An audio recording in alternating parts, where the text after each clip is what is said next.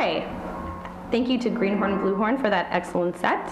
I am sitting here now with Joseph Peter DiNatale, otherwise known as Faint Peter. Thank you for being on the show. Thanks, Brittany.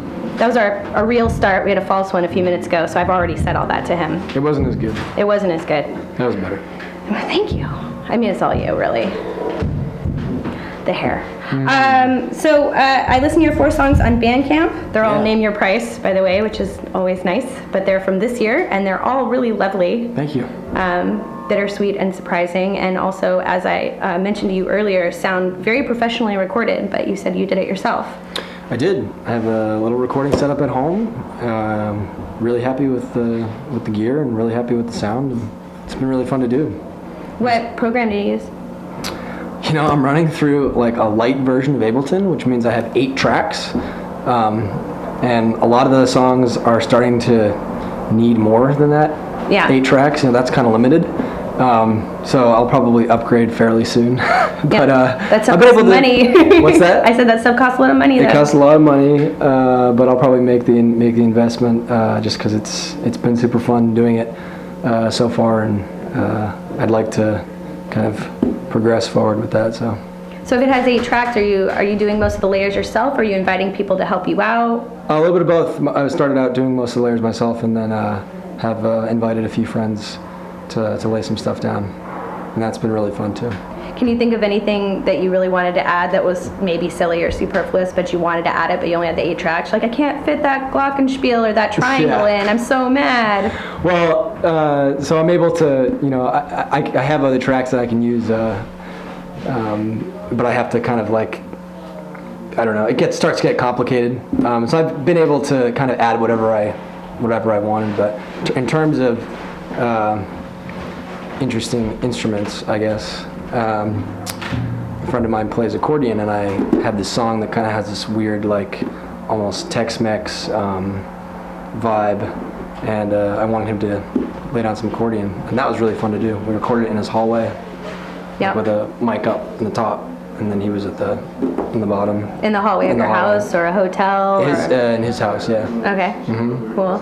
Yeah, screwing around with that stuff's really fun. Yeah, location can be fun if you can move it around if you have a laptop or whatever. And that's the thing. It's just all parking garage laptop. Reverb or something is always fantastic. Yep. Because I'm old school. Let's see. So you're from Massachusetts, and when did you move here?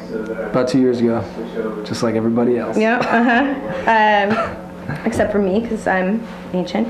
So why did you move here, and how has it been since you got here? I actually came out here to do a volunteer year through AmeriCorps and Catholic Volunteer Corps. And I worked at Real Change for a year. Mm-hmm. I don't know if you're familiar with that organization. Yeah, the street newspaper. Real Change is freaking sweet. Everybody should pick up a copy. And did that for a year, lived with 7 other people who were doing the same program, and so we all worked at different social services agencies in town. And it was a great year. I didn't get paid a lot of money, but it was it was a really productive, and it was a year of a lot of reflection and kind of reorganizing priorities, and I stayed out here to play music. So I've been focusing on that for the last year. Were you playing back in Massachusetts, or? Yeah, I've been playing in bands for a long time, but there was a period when I was in college where I wasn't playing quite as much as I wanted to, so it was good to recommit to that. Mm-hmm. Mm-hmm. So I could easily say what kind of influences I hear, but okay. I'm always interested to hear that. I definitely heard some. Well, everybody can say whatever they want. I definitely heard some Bob Dylan. Mm-hmm. Although I don't really listen to a lot of Dylan, and I make a conscious choice not to, because it's so easy to just write Dylan songs after you listen to Bob Dylan. To want to, it's not easy to actually write them. No, but it's easy to want to. It's easy to try to copy, but to do Bob Dylan, like it's not easy to write Bob Dylan songs. Correct.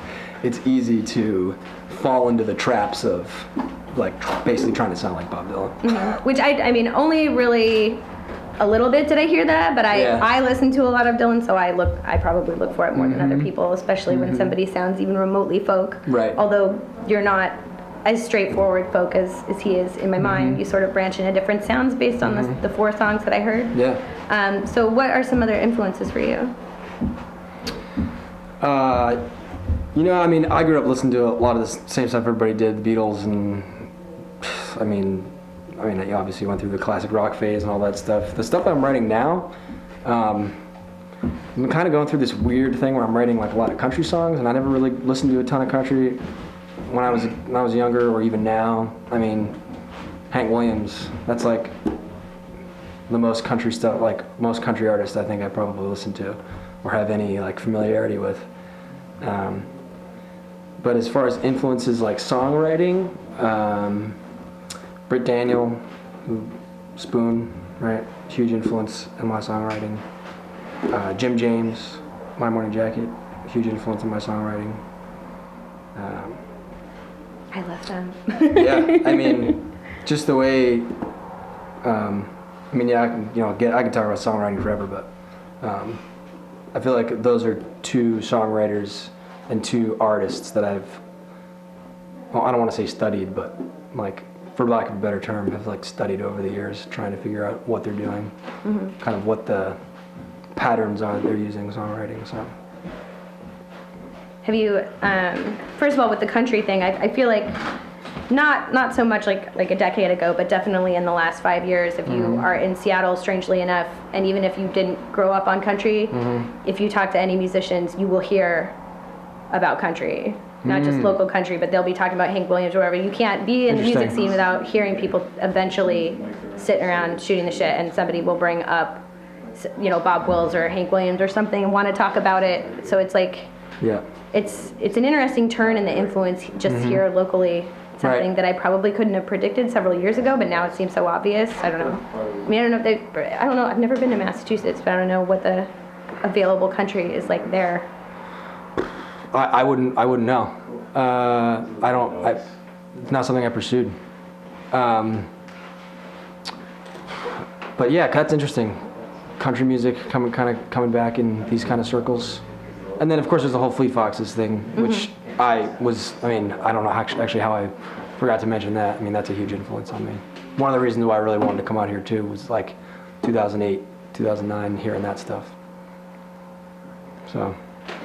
Let's see. You, what would you like to see happen now for you with the music? Do you want to play with other people, or you do? Looking to bring some more people in. My favorite part of playing music is playing with people that I really enjoy spending time with, in any setting.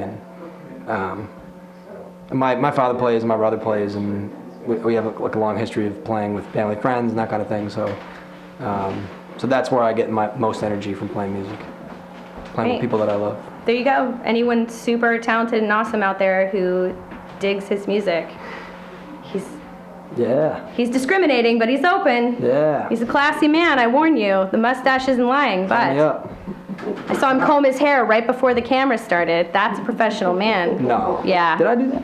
Unless it was a switchblade, I'm pretty sure, which would have been even more amazing. Okay, so I give you Faint Peter.